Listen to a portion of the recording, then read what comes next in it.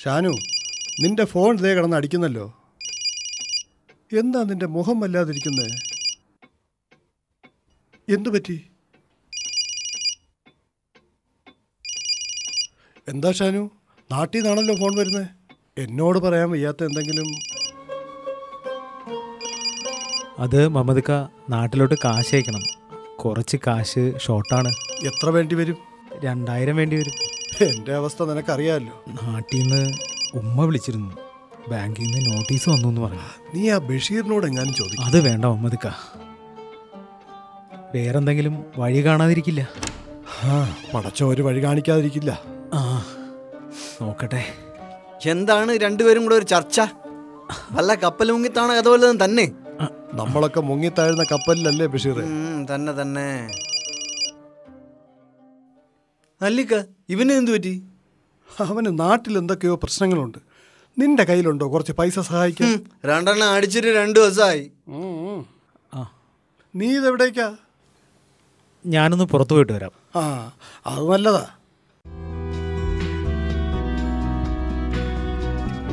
അല്ലിക്ക, അവനവന്റെ കയ്യിലുള്ളത് വെച്ച് കളിച്ചാ പോരെ. നീ എന്താ ബഷീറ ഈ പറയുന്നേ? മറ്റുള്ളവരെ നിരന്ന് വാങ്ങിയിട്ടാണ് അയക്കുന്നേ. പരസ്പര സഹായമില്ലാതെ എന്ത് പ്രവാസി ജീവിതം? പരസ്പര സഹായം, അത് ഈ ഗൾഫ് നാട്ടില് പ്രവാസി എന്ന് പേരും. വിശന്നിട്ട് വയ്യ, കഴിക്കാൻ എന്തുണ്ട്? ഇന്നും കുപ്പൂസ് തന്നെ ആയിരിക്കും അല്ലേ? കുപ്പൂസ് എങ്കിൽ കുപ്പൂസ്.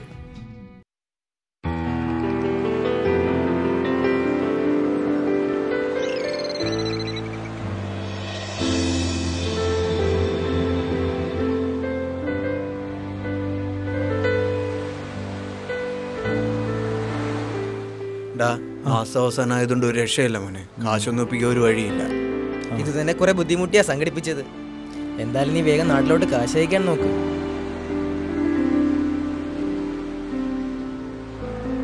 ഇതായിക്ക്.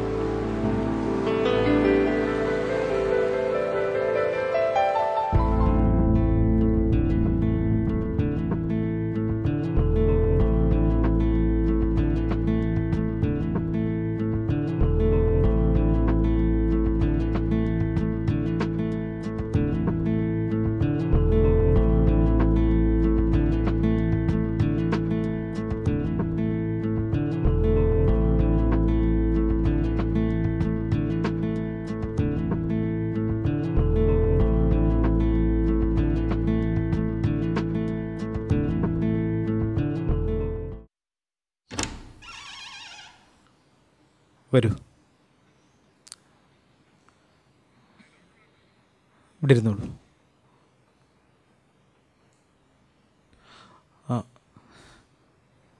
എന്താ? ആരാ ഷാനു ഇത്? ഇത് എൻ്റെ ഒരു പരിചയക്കാരനാ. ഒന്ന് വരൂ.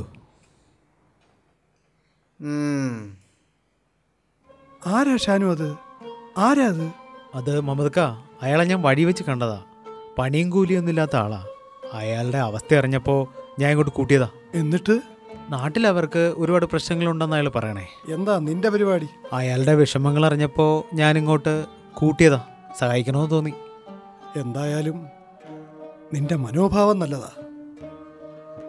ഒരാളെ സഹായിച്ച് അത് അവസാനം കുരിശായി മാറരുത്. ചായ കുടി.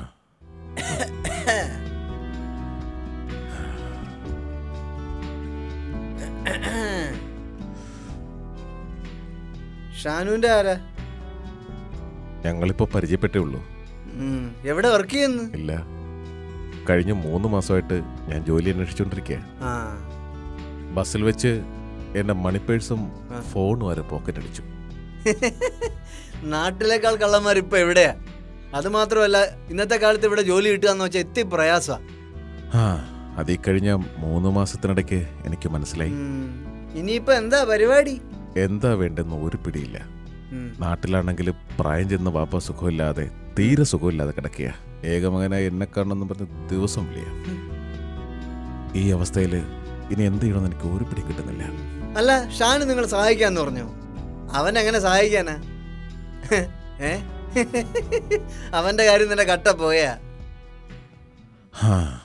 ആരും സഹായിക്കാനില്ലാത്തവന് പടച്ചു തമ്പുരാൻ തുണ. മമ്മദിക്ക ഉറങ്ങിയോ? ഇല്ല. എന്തേ? മമ്മദിക്കയല്ലേ എപ്പോഴും പറയാറ് പരസ്പര സഹായം ഇല്ലാതെ പിന്നെ എന്ത് പ്രവാസ ജീവിതമെന്ന്.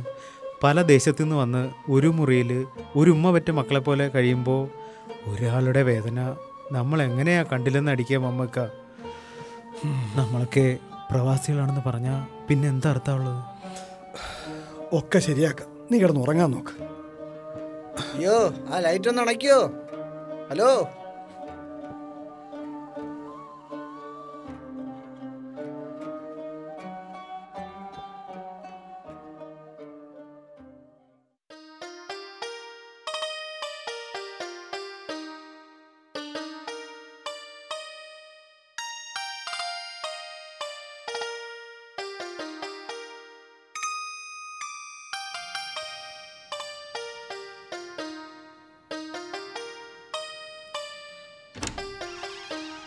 ഇക്ക, ആ ഇതാ നിങ്ങൾക്കുള്ള ടിക്കറ്റാണ്. നാട്ടിൽ പോയി സമാധാനമായിട്ട് തിരിച്ചു വരും. അല്ലടോ, ഇയാൾക്ക് ജോലി ശരിയാക്കി കൊടുക്കാന്ന് പറഞ്ഞിട്ടാണല്ലോ നീ ഇവിടെ നിന്ന് ഇറങ്ങി പോയത്. എന്നിട്ടിപ്പം ഇയാളെ നാട്ടിൽ കയറ്റി വിടാനുള്ള പരിപാടിയാ? അത് ഞാൻ എൻ്റെ അറബോവായിട്ട് സംസാരിച്ചിട്ടുണ്ട്. ഒരു സൂപ്പർ മാർക്കറ്റ് ഉടനെ തുടങ്ങാന്ന് പറഞ്ഞിട്ടുണ്ട് അദ്ദേഹം. അവിടെ ഒരു ജോലി തരപ്പെടുത്തി കൊടുക്കാമെന്ന് അദ്ദേഹം പറഞ്ഞു. ആ, എന്തെങ്കിലും ഒന്ന് നടന്നാ മതി. ഇക്ക, ഒന്നുകൊണ്ടും വിഷമിക്കണ്ട, എല്ലാം ശരിയാവും.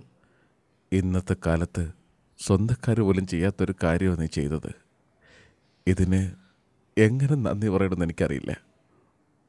മോൻ്റെ ബുദ്ധിമുട്ടുകൾക്കിടയിൽ ഞാനൊരു ഭാരമായി വന്നല്ലേ. പടച്ചോൻ നിന്നെ കൈവിടില്ല.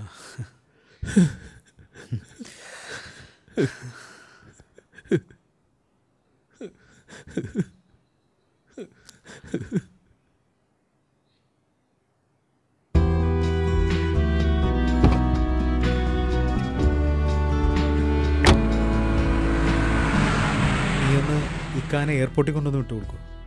ബാഗ് എടുക്കാൻ മറക്കണ്ട.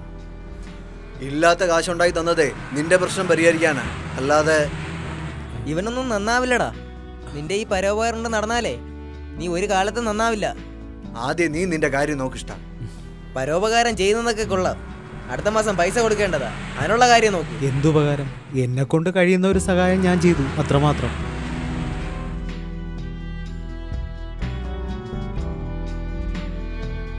അപ്പോൾ പറഞ്ഞതുപോലെ ശരി, വന്നിട്ട് കാണാം. പടച്ചോൻ അനുഗ്രഹിക്കട്ടെ. ഞാൻ എത്തിയിട്ട് വിളിക്കാം.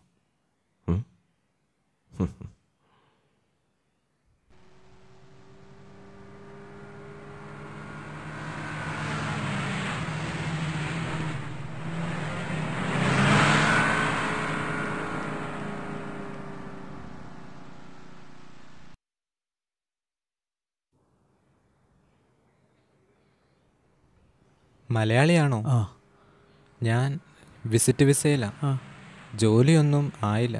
ആ. എന്തെങ്കിലും ഒരു സഹായം? ഉം.